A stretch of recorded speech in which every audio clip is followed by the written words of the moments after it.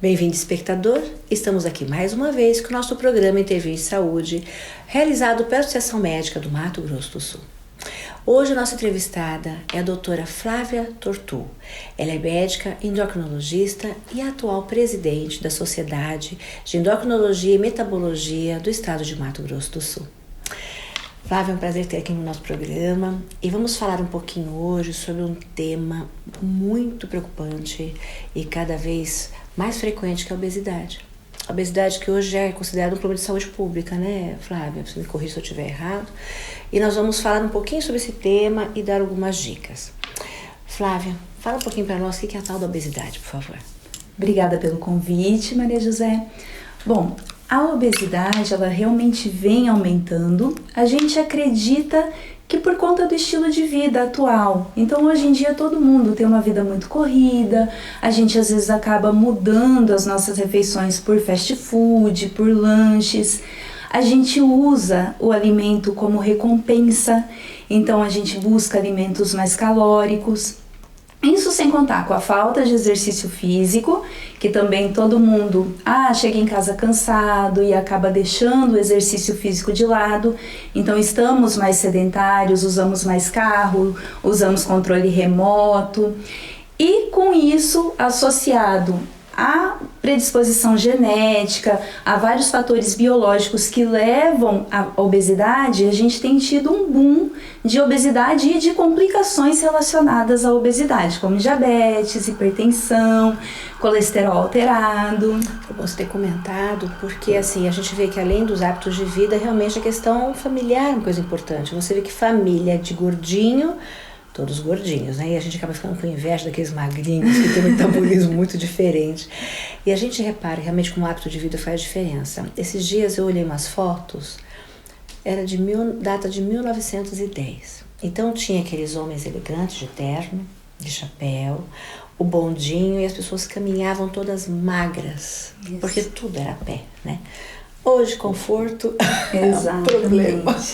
Né? Você mexe menos, o metabolismo também altera, o problema. Isso. E me diz uma coisa, como que a gente sabe se a pessoa está obesa? Porque não é só o tal do gordinho, né?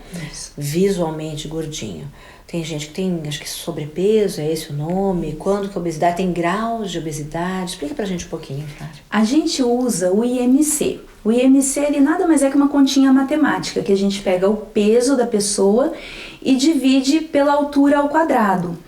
Então, o IMC normal é até 24,9. De 25 a 29,9 a gente coloca como sobrepeso. A pessoa está acima do peso, mas ainda não está no nível de obesidade. A partir de 30 começam os graus de obesidade. A gente tem a obesidade grau 1, que é o IMC de 30 até 34,9, o grau 2, que é de 35 até 39,9, e o grau 3, que antigamente a gente chamava de obesidade mórbida, hoje a gente não usa mais esse termo, é a obesidade grave. Entendi. E me diz uma coisa, normalmente para controlar a obesidade é só comer menos e praticar atividade física? Ou tem mais alguma coisa que mais que o organismo pode estar necessitando? Se fosse assim era fácil, né? Infelizmente, tenta muito, mas exatamente. Consegue, né, Infelizmente a gente tem tido essa coisa que até está acontecendo uma onda de preconceito contra os obesos, porque as pessoas pensam que é muito fácil, que basta fechar a boca, fazer exercício físico e perder peso. A gente esquece que o nosso corpo, ele foi feito para sobrevivência. Perder peso é antifisiológico, o corpo não gosta de perder peso. Então, nesse processo de sobrevivência, a gente aprendeu a economizar energia e fazer reserva de energia. Então, por isso que é tão difícil perder. Quando eu perco 1 quilo de peso, eu vou ter um aumento no meu apetite em 100 calorias e uma redução do metabolismo basal, que é quanto eu queimo de energia por dia, em 30 calorias. Então, tudo dificulta a perda de peso. Não é fácil. Entendi. E fácil ganhar também, né? É mais fácil ganhar. O que a gente vê no dia a dia? Eu vejo os gordinhos, e eu me incluo no meio deles, que a vida inteira eu lutei contra o meu peso, né? Que é familiar, do lado da família paterna. E tive um filho obeso. Então, assim, é complicado porque você tem que sempre cuidar muito da sua dieta, fazer atividade física, né? E a gente brinca que quem tem tendência, até a água engorda. Até a água engorda, que é um exagero. Mas a gente começa a ter um outro tipo de terapêutica, né, Flávia? Que além da boa alimentação, que graças a Deus isso começa a ter um retorno, né? Só comer bem, comer verdura, comer fruta, né? Não comer tanto fast food. A gente começa essa preocupação, que é ótimo. Mas a gente começa a ter também outros instrumentos, que até me preocupa um pouquinho também, que é a tal de cirurgia bariátrica, né? Fala um pouquinho pra gente sobre isso, por favor. A cirurgia bariátrica, ela foi desenvolvida nos anos 50 e desde então vem melhorando cada vez mais a técnica cirúrgica. A partir dos anos 2000 que a gente começou a ter mesmo uma bastante procura por essa técnica de tratamento da obesidade. E o grande problema é quando há banalização, né? A cirurgia bariátrica é muito boa, desde que bem indicada. Mas assim, tocando um pouquinho no assunto, que até vamos polemizar um pouquinho, né? Por que eu vejo? Eu vejo que assim, teve uma época da cirurgia bariátrica, quando ela surgiu, tinha uma mortalidade muito grande, né? Então a gente já escutou falar de muita gente que tentou fazer redução, que tinha o tal da obesidade mórbida, antigamente chamada assim, ia para cirurgia e acabava até falecendo de complicação. As técnicas melhoraram, tudo melhorou, né? Mudou muito, e hoje a gente tem uma morbidade muito menor do quadro. Mas eu vejo também, Flávia, escuto de mãe de paciente, de amigos gordinhos, eu vou engordar mais para poder cair nos critérios, para poder fazer cirurgia bariátrica. Gente, eu fico horrorizada, te juro por Deus. Eu falo, gente, não é assim. Você vai tirar um pedaço de estômago, vai grampear teu estômago, você vai colocar um balão. É melhor, isso não é uma coisa natural. O que você pensa disso, Flávia? Na verdade, essa coisa de ganhar peso para operar é muito perigoso, porque o paciente não está preparado para operar. O ideal é que o paciente vá perdendo peso para a cirurgia, porque ele precisa de um acompanhamento clínico, ele precisa de um acompanhamento psicológico, porque a gente vai cortar uma fonte de prazer do paciente, que é o alimento, e nisso ele pode procurar outras fontes, como drogas, bebidas, e aí a gente acaba gerando um outro problema no paciente. E assim, a gente vê que é comum, às vezes, o paciente voltar a engordar, né, Flávia? Eu vejo muita gente à nossa volta, ele opera, fica feliz, emagrece, troca guarda-roupa, tudo, passa um pouquinho, começa a engordar novamente. Isso acontece, né? Acontece. Depois de 5 anos de cirurgia, até 50% dos pacientes começam a recuperar o peso. Por isso que a gente enfatiza que a cirurgia, ela não é um milagre. Ela ajuda bastante, mas o acompanhamento é necessário para o resto da vida. É isso aí. Não pode relaxar, não. Outra coisa, o que é cirurgia metabólica? A cirurgia metabólica, ela foi aprovada em 2017, na verdade, pelo Conselho de Medicina, e ela visa principalmente o controle do diabetes. Então, a gente usa para pacientes que têm um IMC menor, de 30 até 34,9, que seria obesidade grau 1, e que tem diabetes. Por quê? A cirurgia bariátrica, ela tem um efeito metabólico, então ela vai melhorar e às vezes até fazer uma remissão do diabetes. Então o paciente que às vezes usa um monte de medicamento e está descontrolado, após a cirurgia melhora bastante. Então, na verdade, tudo tem suas indicações, né, Flávia? Isso. Quer dizer, a gente não pode exagerar, que a gente tem aquele receio das complicações, mas também tem os seus momentos de indicação, aquele diabetes compensado, aquela obesidade que você não consegue controlar, que eu já vi realmente alguns casos que ficou super bem. Com certeza. Hipertensão melhorou. Isso. Diabetes melhorou. Ficou bem mais fácil. E tem complicação essa cirurgia metabólica? Como é que ela é? Ela é basicamente a cirurgia bariátrica, só que em pacientes com peso menor. Eles fazem o desvio intestinal, o cirurgião faz o desvio intestinal. Entendi. E esse desvio intestinal acaba alterando a liberação de hormônios que melhoram a glicemia.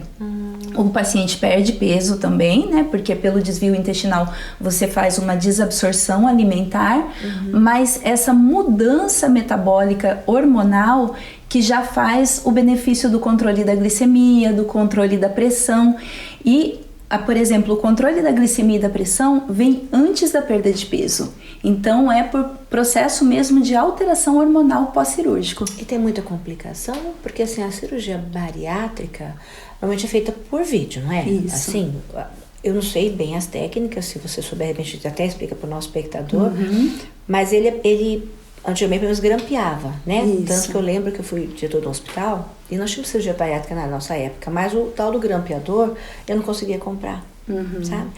E a gente ficou um tempo sem poder fazer. Depois acho que foi ativado agora recentemente. Então eu lembro que você grampeava, claro que é um grampo próprio cirúrgico, né? E você grampeava o fundo do estômago, é isso mesmo? Mas tem balão também que você pode colocar. E essa cirurgia metabólica, pelo jeito, é uma coisa um pouco a mais, né? Ela abre e faz cirurgia mesmo? Ela pode ser feita por vídeo também.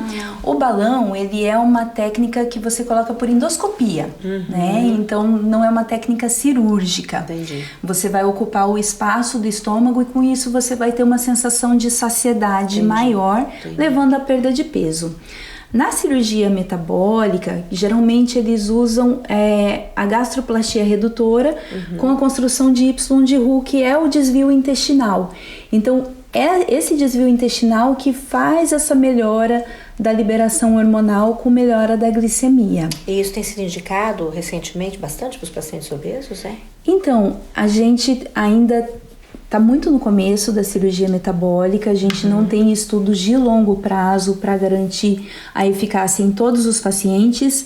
Saiu recentemente um estudo muito bom, brasileiro inclusive, que eles viram quais são os pacientes que respondem melhor à cirurgia metabólica. E são pacientes que não têm muitos anos de diabetes, porque eles têm um pâncreas ainda preservado. Entendi. Então, tudo isso o endocrinologista tem que discutir com o paciente, tem que avaliar para ver quem vai se beneficiar realmente. E a recuperação da cirurgia é tranquila? Ela dura mais tempo do que a outra, bariátrica formal? Não, é o mesmo tempo cirúrgico. O risco da cirurgia hoje foi muito reduzido. É praticamente o mesmo risco de uma cirurgia de vesícula, para ter uma ideia. O grande problema é no pós-operatório tardio, que pode haver deficiência vitamínica, principalmente nesses pacientes. Eles têm que acompanhar muito certinho para não ficarem desnutridos. Então a gente tem uma redução da absorção de ferro, de vitamina B12, vitamina D, e tudo isso tem que ser suplementado de uma forma adequada pelo endocrinologista, porque precisa de doses muito maiores. Do que a cirurgia formal da bariátrica, ou não? É igual? Depende, porque a cirurgia bariátrica também envolve apenas a gastroplastia redutora, que a gente chama de sleeve, que só diminui o estômago sem mexer no intestino. Essa cirurgia ela faz um pouco menos de desnutrição, de deficiência vitamínica do que com o desvio intestinal. Mas também a perda de peso é um pouco menor com ela e a recuperação do peso também é um pouco maior, e a gente não tem tanto benefício em diabetes igual a outra. Entendi. Então, trocando em miúdos da nossa conversa, para ficar mais claro para o nosso espectador, a obesidade, sim, a gente tem que cuidar muito, principalmente na infância, né, Flávia? Isso. Porque tudo começa na infância. Ah, bonitinho, é gordinho, é fofinho. A gente tem que lutar. E eu te falo de experiência, não é fácil. Não é fácil. Lutei bastante, exercício físico. Aí eu morria de dó, mas eu tinha que ser enérgica para poder hoje ele ter um corpo saudável. E depois, se segue com a obesidade, acompanhar muito bem com o endocrinologista, né, Flávia? Isso. Assim, eu vejo que às vezes nutricionista é legal, mas ela vai fazer parte do planejamento da equipe do endócrino. O endócrino é o que, na verdade, comanda a equipe, digamos assim, né? A gente precisa de uma equipe multiprofissional. A gente precisa do nutricionista para fazer o planejamento alimentar. A gente precisa do profissional de educação física para poder orientar esse paciente. A gente precisa de outros colegas médicos também, cardiologista para avaliar risco, para ver se esse paciente pode ir para exercício. Então, é multiprofissional mesmo. E aí entra alguns instrumentos que vêm chegando, né, de uns anos para cá. Cirurgia bariátrica, a gente tem suas indicações sem exagero, né? Isso. Ninguém vai engordar para poder fazer cirurgia bariátrica mais rápido, Exatamente. né? Mas suas indicações, essa cirurgia metabólica eu não conheci.